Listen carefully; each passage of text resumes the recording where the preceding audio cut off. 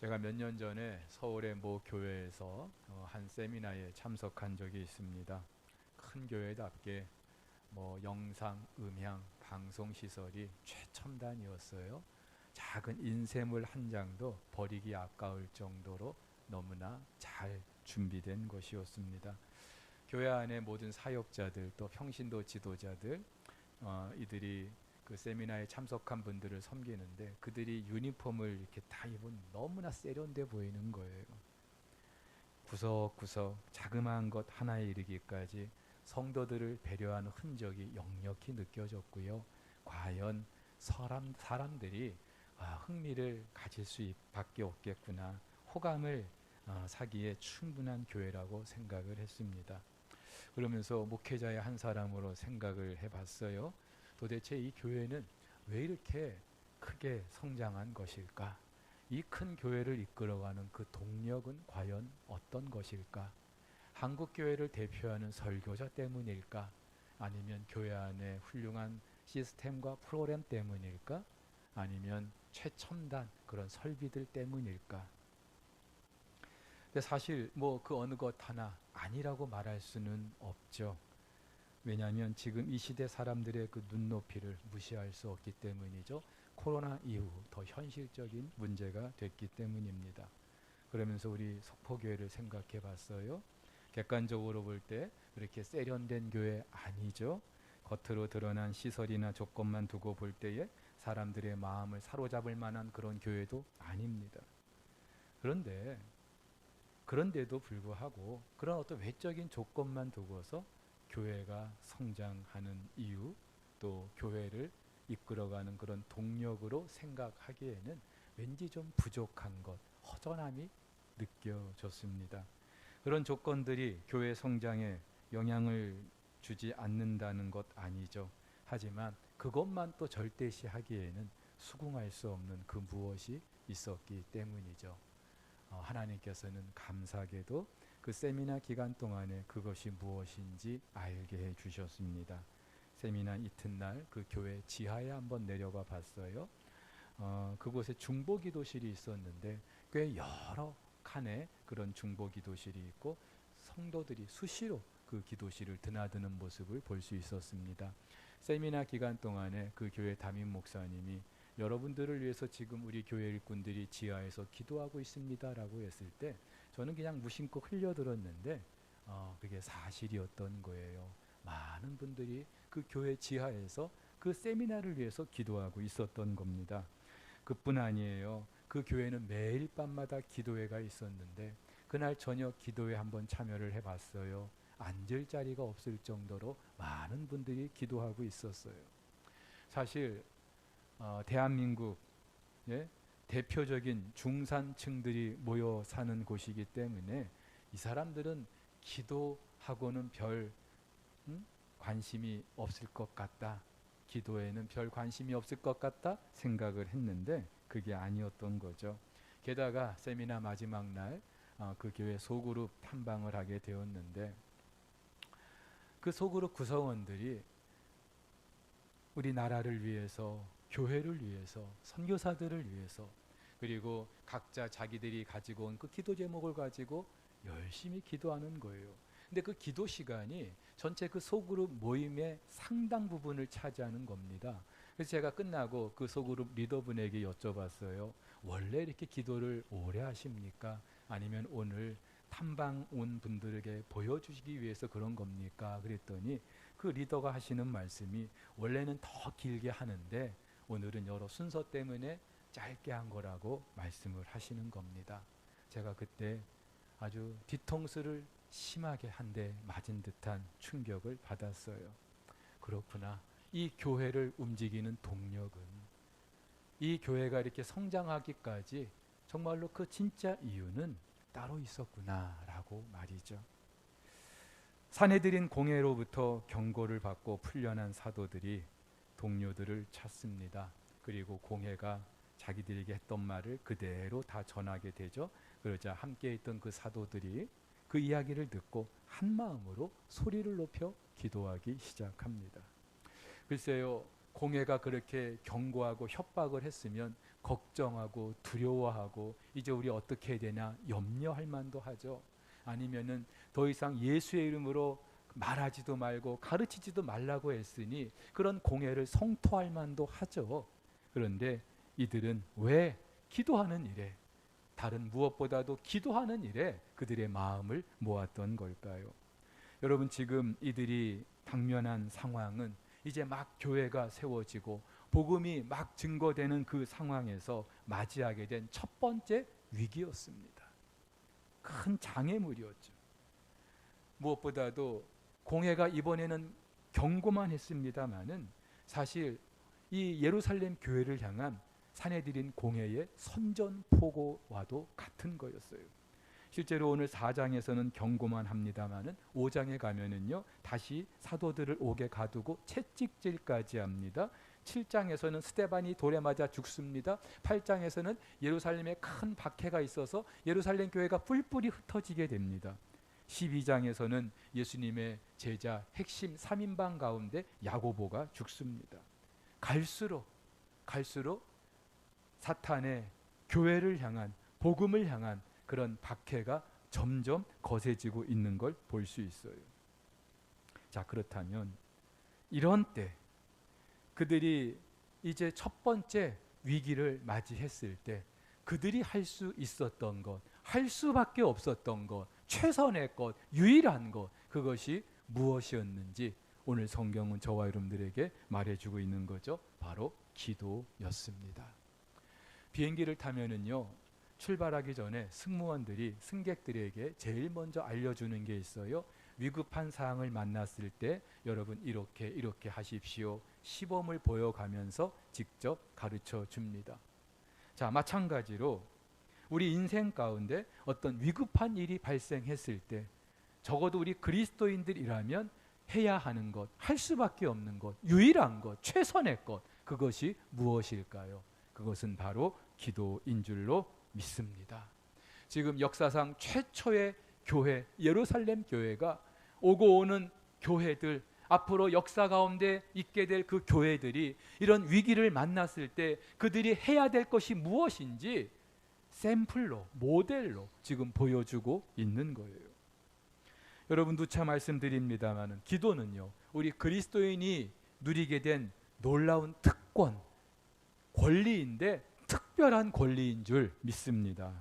왜냐하면은 우리 기도를 받으시는 하나님께서 전능하신 우리 아버지이시기 때문인 줄로 믿습니다. 전능하다는 것은 우리의 그 어떤 문제도 하나님이 다 해결하실 수 있다는 거예요. 아버지 되신다라고 하는 것은 우리의 그 어떤 기도도 하나님이 다 들으신다는 말이에요. 그래서 예수님께서도 제자들에게 기도를 가르쳐 주시면서 너희는 이렇게 기도하라 그러면서 하나님을 어떻게 부르게 하십니까? 하늘에 계신 전능하다는 말이에요. 우리 아버지요. 사랑하는 우리 성도 여러분, 전능하신 하나님께서 우리 아버지 되심이 저와 여러분들이 기도할 수 있는 이유인 줄, 그리고 기도가 우리의 특권인 줄 믿으시기를 바랍니다. 여러분, 기도는요 평생 우리 그리스도인들이 짊어지고 가야 될 무거운 짐이 아니에요. 하나님께서 우리에게 주신 놀라운 특권인 줄 믿으시기를 바랍니다. 자, 그런데 이 기도는요 특별히 위기의 때 그 진가를 발휘하게 돼 있어요. 사실 교회뿐만이 아니라 우리 각 개인의 삶에 얼마나 많은 도전이 있습니까? 위기의 순간들이 있습니까? 근데 이 예루살렘 교회는 그런 첫 번째 맞이한 이 위기를 아주 멋지게 극복해내고 있습니다. 무엇을 통해서요? 기도를 통해서. 그렇다면은 우리 석포교회도 마찬가지죠. 우리가 맞이한 그 어떤 위기의 순간이 있다 할지라도, 저와 여러분들 각 개인이 맞이한 그 어떤 위기의 순간이 있다 할지라도 우리가 그 위기의 상황을 극복할 수 있고 뛰어넘을 수 있고 이겨낼 수 있는 유일한 방법, 최선의 방법, 기도인 줄 믿으시기를 바랍니다. 여러분, 그렇다면 오늘 예루살렘 교회는 어떻게 기도합니까? 저와 여러분들 어떻게 기도해야 될까요? 세 가지를 좀 같이 나눠보려고 하는데, 첫 번째는요, 함께 하는 기도입니다. 베드로와 요한의 말을 들은 사도들, 오늘 성경을 보니까 한 마음으로 기도했다고 합니다. 이 한 마음으로라는 이 단어는 신약 성경에 딱 11번 기록되고 있습니다. 헬라어 그 본문이. 그런데 그 중에 10번이 사도행전에 기록되어 있어요. 신약 성경에 11번 나오는데 10번이 사도행전에, 그것도 주로 교회와 관련해서 그리고 기도하는 일과 관련해서 그 단어가 사용되고 있습니다.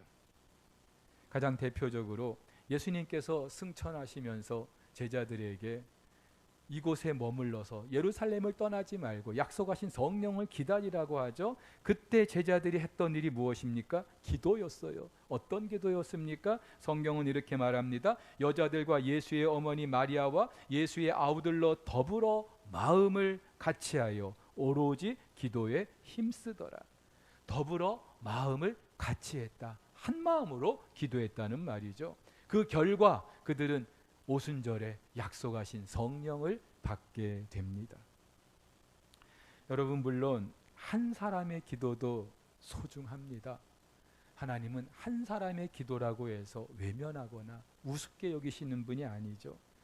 아무리 큰 문제가 있어도 누구 한 사람 내 옆에 기도하는 동역자가 없어도 나 한 사람이라도 묵묵히 기도의 자리를 찾는다면 하나님은 그 기도를 다 들으시고 응답해 주시는 분인 줄 믿으시기를 바랍니다. 여러분들 가운데 목사님 우리 집에는요, 우리 가정에는요 나밖에 기도하는 사람이 없어요. 그래도 괜찮습니다. 하나님은 그 기도를 다 듣고 계셔요. 하나님의 때에 응답해 주실 줄 믿으시기를 바랍니다. 하지만 하나님께서는요, 한편으로는 교회 공동체가 함께 마음을 모아 기도하는 걸 너무나 귀하게 보셔요. 그리고 역사해 주셔요. 지난 역사만 보더라도 이 위기의 때 교회들이 마음을 모아서 기도했던 그런 때가 있었고요. 그때마다 하나님께서는 어김없이 그들의 기도를 들으셨어요. 여러분, 하나님께서는 왜 교회가 함께 연합하여 기도하게 하십니까? 교회는 그리스도의 몸이잖아요. 저와 여러분은 그 몸을 이루는 지체입니다. 어느 한 사람도 그 몸을 이루는 지체 아닌 사람이 없다 이 말이죠. 그렇다면은 그 지체들 중에 한두 사람이라도 기도하는 것도 귀한 일입니다만은 이왕이면은 그리스도의 몸을 이루는 교회 공동체가 한 마음으로 함께 기도하는 것, 우리 하나님께서 얼마나 기뻐하시겠어요. 여러분 잘 아시는 1907년 평양 대부흥운동, 우리는 1907년 1월 평양 장대현 교회에서 있었던 그 놀라운 부흥운동만 기억하고 있습니다마는 사실은요, 그 대부흥이 있기까지 이미 이전에 있었던 일들이 있었어요. 1903년 그 원산에서 있었던 회개운동인데요, 선교사 하디에 의해서 시작된 그 회개운동, 그것이 결국은 1907년 평양 대부흥운동이 있게 했던 거예요. 근데 그 하디 선교사의 회개운동이 있게 했던 또 다른 기도 모임이 있었어요. 남감리교 화이트 선교사, 캐나다 장로교회 맥컬리라는 두 여자 선교사가 두 사람이 함께 모여서 하나님 이 조선 땅에 부흥을 주십시오 기도했던 거예요. 누구 한 사람 알아주지 않았지만 두 여자 선교사가 함께 마음을 모아 기도할 때에 기도하는 사람이 한 사람 두 사람 늘어가게 됐고요. 결국은 한국 기독교 역사에서 놀라운 획을 긋는 그 일이 있게 해주신 줄로 믿습니다. 우리나라뿐만이 아니라 19세기 미국의 위대한 선교 운동의 획을 긋게 했던 사건도요, 사무엘 밀즈라고 하는 그 윌리엄스 대학의 한 학생과 그를 비롯한 몇 명의 그 무리들이 기도했던 그 자그마한 기도 모임, 일명 그것을 건초더미 기도회라고 하는데요, 그 기도 모임을 통하여서 하나님께서 미국의 놀라운 역사를 이루어 주셨고, 18세기 영국의 놀라운 영적 부흥도 옥스퍼드 대학의 존 웨슬레, 찰스 웨슬레 등을 비롯한 홀리클럽, 그분들을 중심으로 기도회 모임이 하나님께서 그 놀라운 일을 이루게 해주신 줄 믿습니다. 사실 그들이 기도할 때 누구 한 사람 눈여겨보기나 했을까요? 그 기도 모임이 앞으로 놀라운 일을 이룰 것이라고 누구 한 사람 예측이나 했을까요? 하지만 하나님께서는요, 바로 그 기도하는 자들을 통하여 놀라운 일을 이루신 줄 믿으시기를 바랍니다. 따라서 여러분, 기도하는 사람이 나밖에 없다 할지라도, 아니 내 주변에 정말로 기도하는 사람이 너무나 적다 할지라도 낙심하지 마세요. 하나님은요, 기도하지 않는 다수보다도 기도하는 소수에 관심을 갖고 계시는 줄 믿으시기를 바랍니다. 그리고 더 놀라운 것은 바로 기도하는 그 사람들을 통하여 하나님이 하나님의 일을 이루시는 거예요. 제가 한 번은 월요일 날 장례를 마치고 우연히 제 본당에 들어섰어요. 근데 그 월요일 오전 시간에 몇 명의 우리 성도들이 이 본당 구석구석 흩어져 가지고 함께 찬양하고 함께 기도하고 있는 거예요. 코로나 때 모이기도 힘든 때 누가 시키지도 않았는데 자발적으로 그렇게 이 기도를 하고 있는 분들을 보면서 야, 그래도 우리 석포교회 아직 살아있구나. 제가 얼마나 큰 감동을 받았는데요. 어떤 집사님은 요즘에 소그룹도 제대로 하기 힘드니까는 뜻이 맞는 어떤 집사님과 같이 약속을 했대요. 그러면서 우리 매주 우리 둘이라도 같이 기도하자. 우리 교역자들도 매주 토요일마다 함께 기도하고 있어요. 회의 안 해요. 기도만 하고 있어요. 물론 그 작은 기도 모임 사람들이 볼 때 별거 아닐 수 있죠. 하지만 하나님께서는 기도하는 그 모임을 통하여 당신의 일을 이루시는 줄 믿으시기를 바랍니다. 11월 1일부터 21일까지 광고한 대로 3주간 다니엘 기도회를 저희들이 진행하려고 합니다. 처음에 서울의 한 교회가 시작했던 그 기도 모임이 이제는요, 국내뿐만이 아니라 해외에 이르기까지 약 14,000여 교회가 이 기도회에 동참하고 있어요. 말 그대로 3주 동안 매일 저녁 같은 강사가 그리고 같은 찬양을 통하여서 같은 메시지를 나누고 또 함께 같은 제목을 가지고 기도하는 시간이에요. 물론 우리가 직접 그것이 진행되는 그 현장에 있지는 못하죠. 그래서 영상으로 진행되는 것이라 현장감이 떨어질 수 있고 또 저녁 시간에 하는 것이다 보니까 좀 피곤할 수도 있을 거예요. 하지만 이 기도회 사실 큰 매력이 있습니다. 다른 것보다도 매일 저녁 매일마다 다른 강사들이 자기들이 받은 그 은혜를 함께 말씀을 통해서 간증을 통해서 나누는 거예요.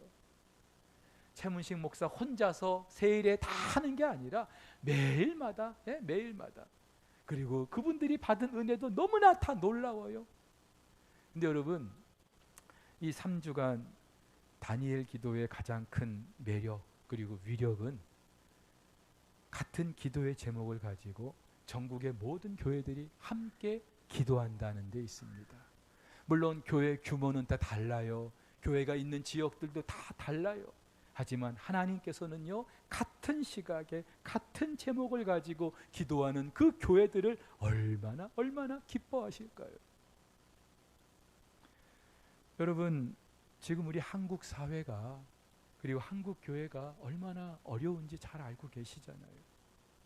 정말이지 살얼음판을 걷는 것 같아요. 이런 때에 저와 여러분들이 해야 될 게 뭘까요? 대통령 좀 똑바로 하시라고, 정치인들 정신 차리라고 비판할 수 있어요. 한국교회 뭐하냐 손가락질할 수 있어요. 하지만 여러분, 하나님의 일은요, 비판과 손가락질을 통해서 이루어지는 게 아니라 기도하는 자들을 통하여 이루어지는 줄 믿으시기를 바랍니다. 그렇다면은 적어도 우리 석포교회라도 기도해야 되지 않겠습니까?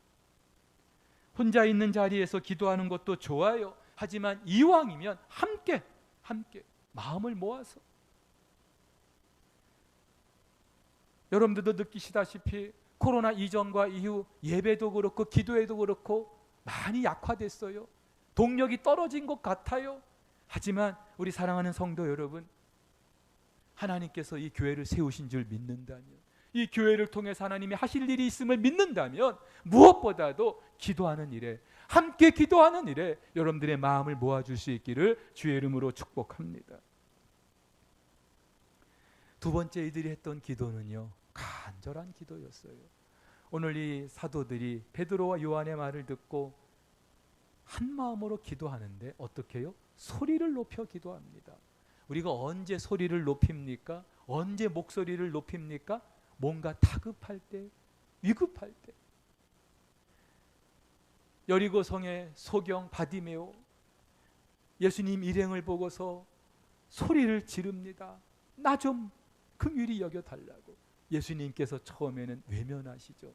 그러자 이 사람은 소리를 더 높여서 다윗의 자손 예수여. 왜요?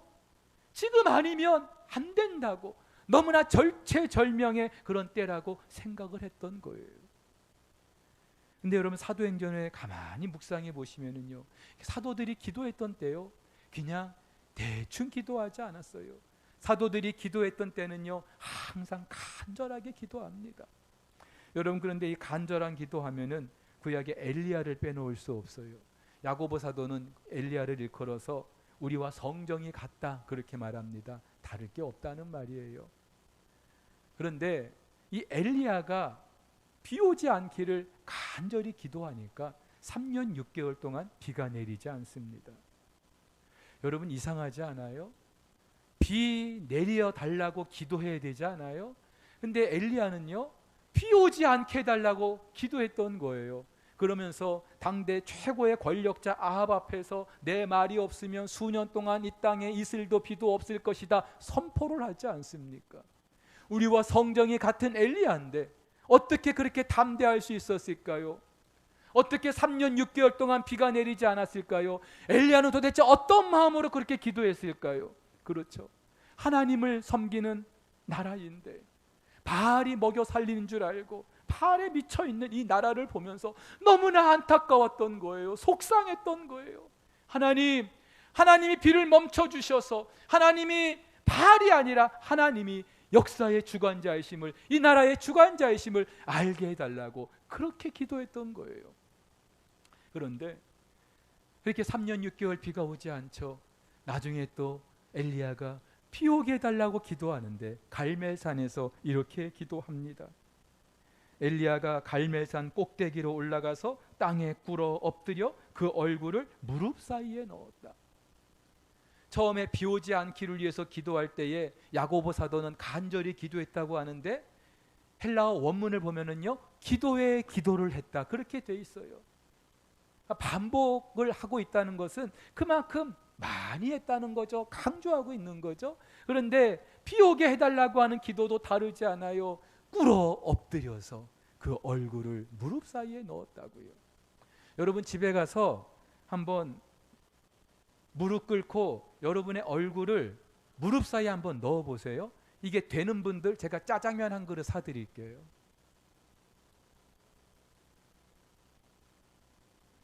안 돼요. 안 돼요. 근데 엘리야는요, 얼굴을 무릎 사이에 넣고 기도했대요. 요가를 배웠을까요? 아니죠. 안 되는 걸 되게 할 정도로, 그 정도로 간절하게. 여러분, 기도는요, 우리의 수준이 아니라 신분으로 하는 거죠. 하나님께서 저와 여러분들에게 기도라는 특권을 주신 이유도 우리를 당신의 자녀 삼아 주셨기 때문입니다. 아이들이 부모에게 뭘 달라고 하면서 때로는 뭐 부모 비위를 이렇게 맞출 때도 있습니다만은 당당하게 엄마 나 배고파 밥 줘, 엄마 나 책상에 돈 줘, 뭐 지들이 맡겨놓은 것처럼 기도가 그런 거예요. 하지만 여러분, 아무리 신분으로 하는 것이 기도라 할지라도 간절함이 있는 기도는요, 다를 수밖에 없어요. 하나님께서 다르게 보실 수밖에 없다 이 말이에요. 근데 이 간절한 기도에는 분명한 특징이 있습니다. 오늘 이 사도들은요, 기도를 하되 중단 없는 기도를 드렸어요. 간절한 기도 여러 가지 모습으로 나타날 수 있겠죠. 어떤 분은 금식을 할 수도 있고 어떤 분은 철야를 할 수도 있고 간절한 마음의 표현이에요. 근데 정말로 그 사람이 얼마나 간절하게 기도하느냐, 무엇을 보면 압니까? 끊이지 않고 쉬지 않고 기도하는 거예요. 사랑하는 우리 성도 여러분, 여쭤보겠습니다. 하나님께서 우리의 기도에 응답해 주는 분이심을 믿습니까? 당연히 확실하게 대답해 보세요. 하나님께서 여러분의 기도에 응답해 주시는 분인 줄 믿습니까? 아멘! 아멘이죠. 예. 그런데 중요한 것은요, 그 응답의 때는 하나님께 있어요. 나는 이때가 최고의 적기라고 생각하는데 하나님께서 생각하시는 때가 있어요. 근데 대부분 내가 생각하는 것보다 늦어요. 하나님이 좀 느려요. 네. 그래서 많은 분들이 기도하다가 중간에 멈춰요. 중단해 버려요. 기도해도 뭐 별 수 없네. 근데 여러분, 간절한 기도는 쉬지 않고 응답 받을 때까지 하는 기도입니다. 사도행전 1장에서 제자들이 예수님 말씀을 듣고 예루살렘 그 마가의 다락방에 모여서 기도를 시작합니다. 근데 여러분, 그 모인 무리들 중에 언제 성령이 임하게 될 줄 안 사람이 있었을까요? 물론 오순절에 성령이 임하셨어요. 하지만 그들 중에 오순절에 성령이 임하실 것이다, 그때까지 열심히 기도하자, 한 사람도 없었을 거예요. 그냥 막연히 예수님 약속하셨으니까, 기도하라 하시니까 기도했던 거예요. 그리고 중단 없는 그들의 기도 가운데 하나님이 때가 되어서 성령을 보내주신 거죠. 그때 그들의 기도, 제가 앞서도 소개해 드렸습니다마는 다시 한번 소개합니다. 여자들과 예수의 어머니 마리아와 예수의 아우들과 더불어 마음을 같이하여 오로지 기도에 힘쓰더라. 근데 영어 성경은 이 구절을요 이렇게 번역해 놓고 있어요. They all joined together constantly in prayer. 여러분, 우리 눈에 띄는 단어가 하나 있어요. constantly. 계속해서 쉼없이. 그들의 기도가 어떤 기도였는지 알 수 있는 대목입니다. 여러분, 엘리야가 그렇게 얼굴을 무릎 사이에 놓고 기도할 때 사환에게 가서 구름이 보이는지를 보게 하라고 하죠. 그러자 사환이 뭐라고 대답해요? 아무것도 없습니다. 아무것도 보이지 않습니다. 그때 엘리야가 뭐라고 말합니까? 7번까지 다시 가라고요. 왜요? 하나님은 반드시 기도에 응답하시는 분이기 때문에. 비 오지 않기를 위해서도 기도했는데 하나님이 응답해 주셨다면, 하나님이 온 이 가나안 땅의 주 되심을 나타내시기 위해서 비를 내리셔야 되는데 엘리야는 분명히 알고 있었던 거죠. 그러면서 7번까지, 무슨 말이에요? 구름이 보일 때까지, 비가 내릴 때까지 다시 가봐라. 여러분, 우리 그리스도인들이 신앙생활하는데 별로 신앙생활에 재미가 없고 무기력한 분들이 있어요. 여러 이유가 있겠습니다마는 가장 큰 이유는 기도 응답의 체험이 없기 때문에 그래요. 기도는 해요. 그런데 응답 받을 때까지 기도를 안 해요. 응답을 주변에서 받아도 그냥 소 닭 보듯이 해요.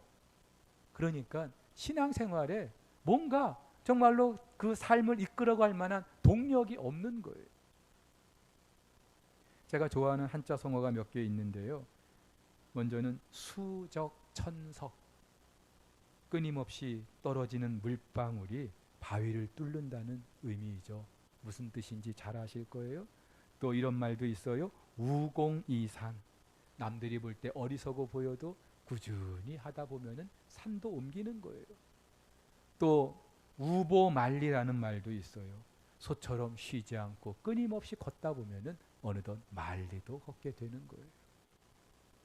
그래서 성경도 말하지 않습니까?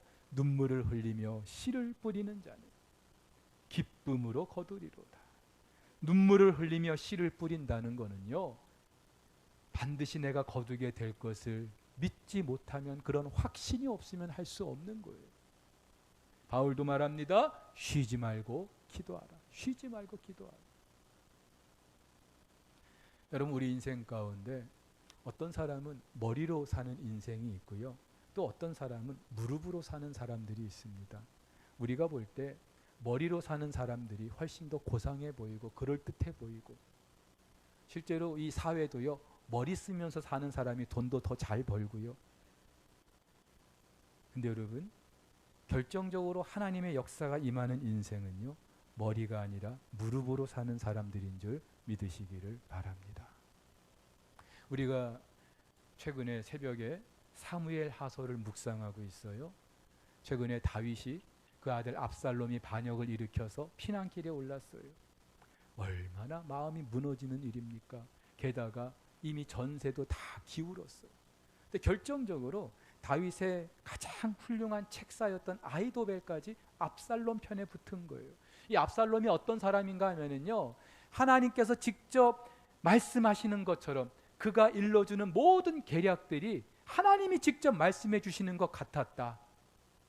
다윗이 얼마나 큰 충격을 받았을지 알 수 있습니다. 근데 그때 다윗이 이렇게 기도하죠. 하나님, 저 아히도벨의 모략이 어리석게 해 주십시오. 기도합니다. 기도합니다. 근데 오늘 본문을 보면은요, 그 아히도벨의 모략이 무용지물이 돼요. 무용지물이 돼요. 하나님은요, 머리 쓰는 사람보다도 무릎으로 사는 사람에게 관심이 많으시고, 그가 아무리 머리로 이런저런 계략을 꾸며댄다 할지라도 무릎으로 우직하게 기도하는 사람들을 이길 수 없음을 믿으시기를 바랍니다. 사랑하는 우리 성도 여러분, 하나님 앞에 우시면은요, 사람 앞에 울게 하는 일이 없게 하시는 줄 믿습니다. 하나님 앞에 우세요. 하나님 앞에 무릎 꿇으세요. 사람 앞에 울게 될 일이 없게 하시는 분인 줄 믿습니다. 여러분, 내가 그리스도인이라고 하는 사실, 나에게 믿음이 있다라고 하는 사실, 무엇으로 보여줄 수 있어요? 기도예요. 기도. 역사상 최초의 예루살렘 교회, 기도로 세워진 교회입니다. 기도로 첫 번째 위기를 극복한 교회입니다. 물론 성령님이 함께 하셨기 때문에 가능한 일이죠. 오순절 성령님께서 그들과 함께 하셨기 때문에. 하지만 여러분, 그 성령님이 역사하시도록 밑거름 역할을 했던 그 동력을 제공했던 것이 바로 기도였어요. 그래서 사도행전은 성령행전이기도 하지만 기도행전이라고 말하는 이유가 여기 있는 겁니다. 기도하기 좋은 때입니다. 사랑하기만 좋을 때가 아니라 기도하기 참 좋을 때예요. 게다가 기도할 제목이 넘쳐나는 때예요. 그냥 앉은 자리에서 5분, 10분 기도하고 일어설 그런 때가 아니에요. 그렇다면 여러분, 우리 석포교회 성도 여러분, 함께 마음을 모아서 간절히, 그리고 응답 주실 때까지 다시 기도의 고삐를 당길 수 있는 우리 모두가 되기를 주의 이름으로 축복합니다.